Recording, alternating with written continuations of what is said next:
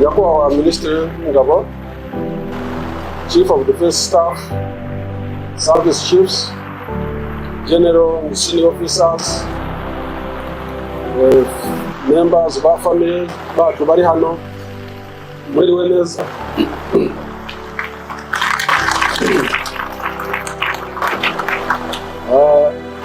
Ijambo ryo kuvuga kuri uyu munsi ni ijambo ritoroshye kubera ko ni umunsi udasanzwe, ni umunsi mwiza cyane, ni umunsi w'ibyishimo birenze. Maze ukwezi kose kurenga ntekereza ijambo navuga kuri uyu munsi kuko nari nzi ko uyu munsi uzagera. CBS akora lisiti yo gushaka abazajya muri retirement buri mwaka, twarabiganiriye. Ndamubwira nti niba ukora lisiti banza izina ryanjye hejuru y'abandi bose, abandi bakurikira. Ndabimubwira nawe niko yabyumvaga. Nari nzi rero ko uyu munsi uzagera, nkibaza ijambo nzavuga kuri uyu munsi. Wumva ari ijambo riremereye cyane, wumva ntabona amagambo akwiriye yo kurivuga neza uko nakabyifuza. Gerageza kwandika amadisikuru yose ndayafuta, ngera aho ngaho mpitamo kuzavuga mbikuye ku mutima wanjye ibyo nshaka kuvuga. Ariko ntabwo ari amagambo menshi cyane, nta nubwo agoranye cyane, kuko ijambo rikomeye cyane kuri uyu munsi ni ijambo ryo gushimira. Gushimira byimazeyo, gushimira tubikuye ku mutima, twebwe aba generals, aba senior officers n'abandi basirikare bose bagiye mu kiruhuko. Ni ijambo ryo gushimira, cyane cyane dushimira umugaba w'ikirenga w'ingabo za RDF z'u Rwanda, nyakubahwa perezida w'igihugu cyacu. Turamushimira byimazeyo cyane. Ni amahirwe adasanzwe, ni n'ishema rikomeye cyane kuba twarabonye amahirwe yo gukorana no kuyoborwa n'umuntu nka His Excellency perezida w'igihugu cyacu akomeye. Ni amahirwe adasanzwe kubera ko ni umuntu udasanzwe, ni umuntu udasanzwe. Uko turi hano twese ari abasezeye, ari n'abicaye hano, abenshi bari hano ni abantu babaye mu rugamba rwo kubohora igihugu cyacu kuva ari bato, kuva rutangira. Nubwo bamwe dusezeye ariko n'abandi bose twaratangira. Bazi agaciro duha His Excellency, bazi aho yadukuye hatoroshye. Wavuga mu magambo ntabwo ari ibintu byoroshye. Aho yakuye urugamba rwo kubohora igihugu cyacu, uko yubatse izi ngabo zikarinda zihagarika jenoside, zikarinda n'igihugu cyacu kugeza uyu munsi, nuko zihagaze. Urwo rugendo rwe n'izi ngabo ni amateka akomeye cyane, ariko twebwe tuzi neza uko yabikoraga n'uko yabikoze. Twumva dufite ishema ryinshi cyane, dufite ishema ryinshi cyane.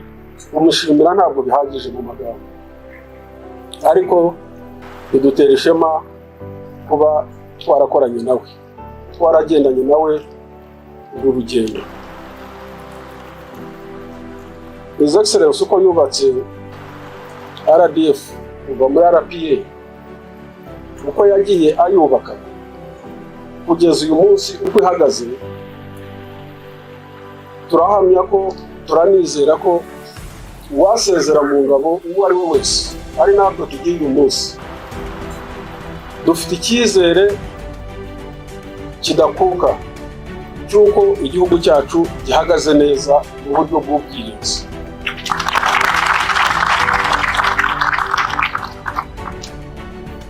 Nyakubahwa perezida wa repubulika yubatse RDF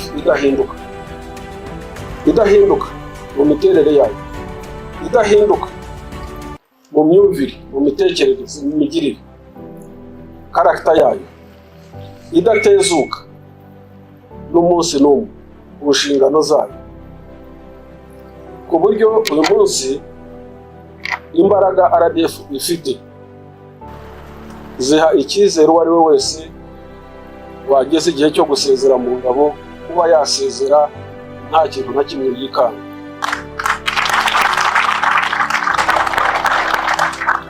Rero kuyoborwa na His Excellency muri uru rugendo ni rurerure cyane. Bamwe mu bicaye hano basezerewe hari abarengeje imyaka 42 n'itatu mu gisirikare, abandi turi muri 40, abandi bari muri 38, abandi bari muri 33 kuzamuka. Ntabwo ari imyaka mikeya. Kuyoborwa rero na His Excellency utarigera n'umunsi n'umwe atsindwa urugamba na rumwe,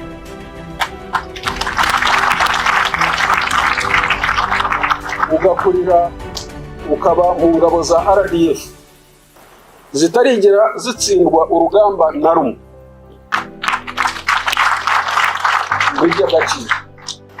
n'iby'agaciro.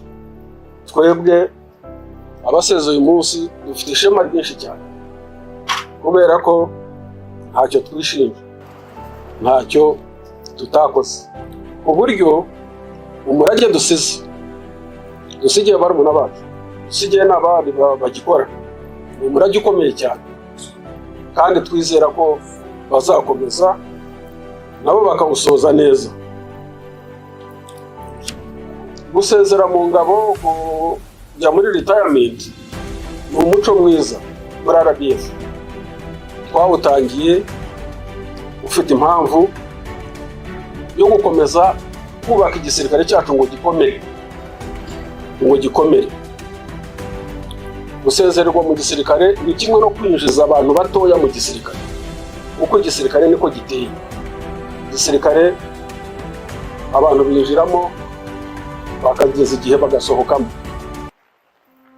Iyo mugeze mu myaka rero runaka, kubera ko igisirikare gikenera imbaraga cyane cyane z'umubiri, gusezera ni ugutanga umwanya kugira ngo abakiri bato bafite imbaraga bakorera igisirikare, kubera ko inyungu tuzibona mu gisirikare cyacu.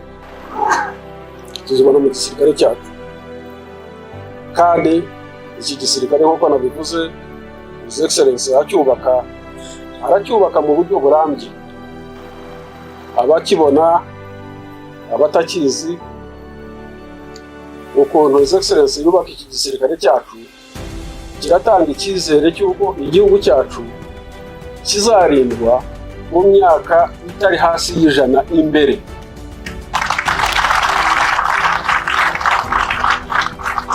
Ubu buryo rero bwo kwinjiza mu gisirikare no kugisohokamo nibwo buryo bwiza bunoze bwo kubaka igisirikare cyiza kizarinda u Rwanda munsi, ejo n'ejo hazaza.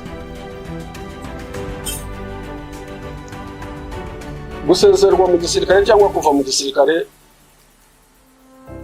ntabwo bivuze ko umuntu aretse igisirikare. Igisirikare wakivamo, ariko cyo ntabwo cyakuvamo.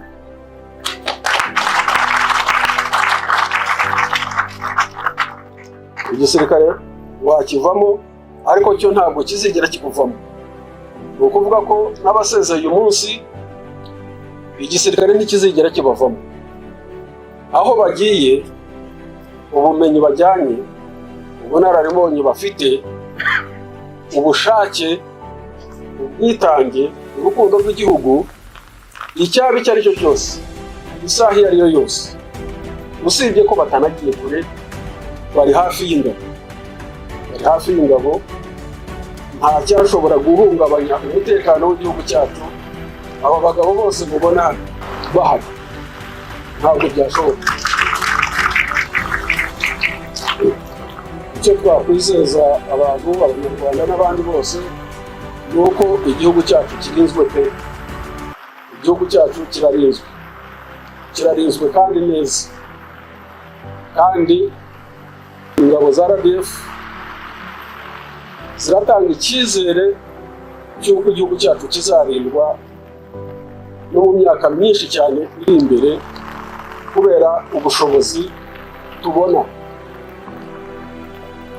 Ikintu cyiza kigaragara kandi kikagaragarira buri wese ni uko abofisiye batoya cyane, aba b'ejo bundi abana tubyaye bamaze kwinjira mu gisirikare cya RDF. Uko bakora akazi n'ububasha bafite n'ubushobozi tubabonamo, ni ubushobozi bwiza cyane butanga icyizere gikomeye cyane, uburyo twakwicara tukavuga ko igihugu cy'u Rwanda gifite ingabo zishimishije.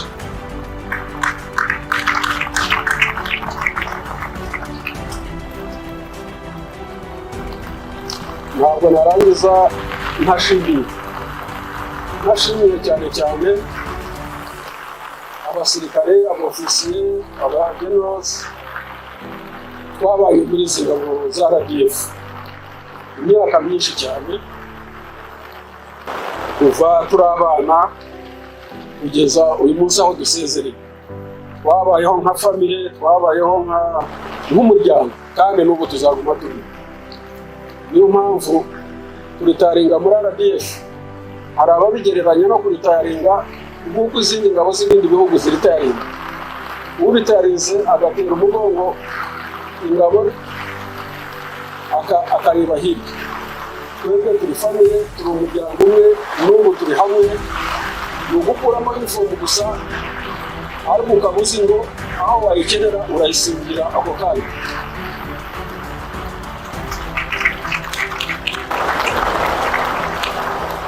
Uyu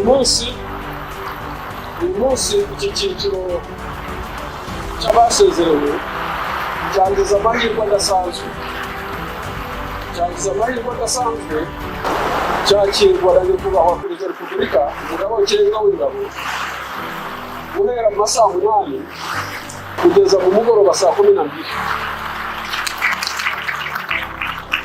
Ayo masaha 4 cyangwa 5 twamaranye, twaganiriye nawe, tuganira nawe neza cyane, dusubira mu mateka yacu, tuganira aho igihugu cyacu kigeze n'aho kigana, tuganira n'umusanzu wacu aho uzaba ukenewe hose, uburyo uzatanga.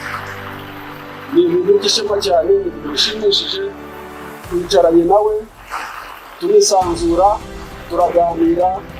Abantu benshi hano generals officers babonye umwanya wo kwisanzura, kumubaza no kuganira nawe no gutanga ibitekerezo. Turabimushimira cyane.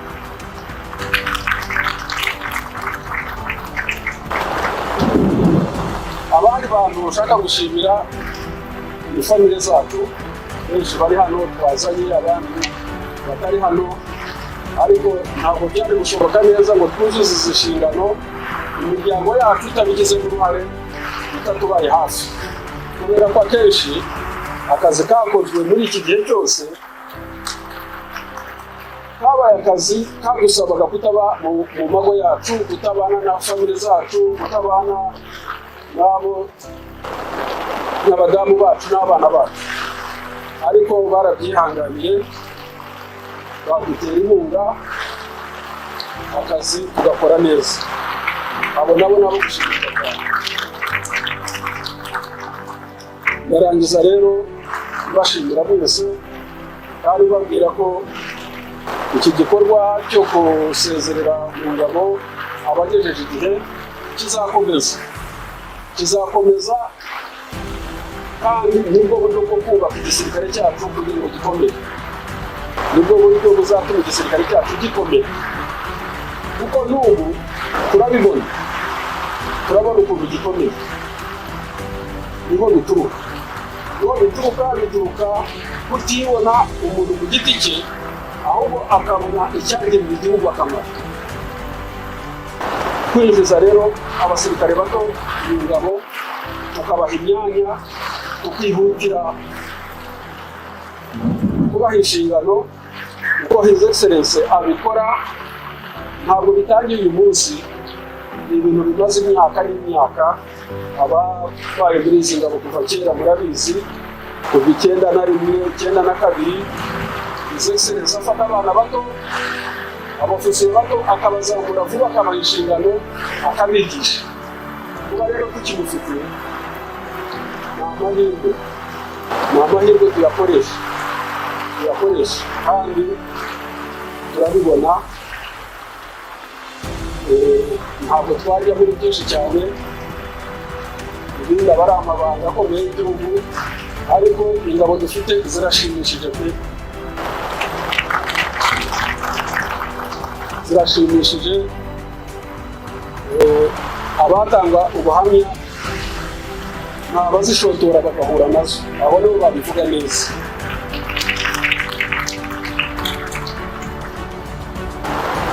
Ndabashimiye rero, nshimiye bagenzi banjye bampaye umwanya wo kugira ngo mbe nabafite ijambo. Biragoye cyane kuvugira buri umwe wese hano ikimuri ku mutima, ntabwo nabishobora.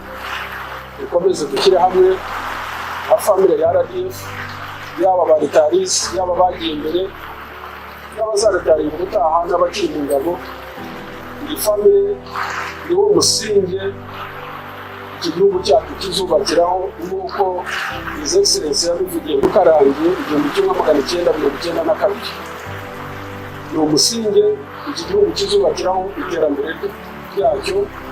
Uwo musingi nta kizawunyeganyeza na kimwe, urakomeye kandi buri gihe urushaho gukomera. Nkaba usoreje aha rero nifuriza ibihe byiza, nifuriza abajya mu biruhuko akazi keza, ariko ntabibutsa ko igisirikare ukivamo ariko ntabwo kikuvamo. Murakoze cyane.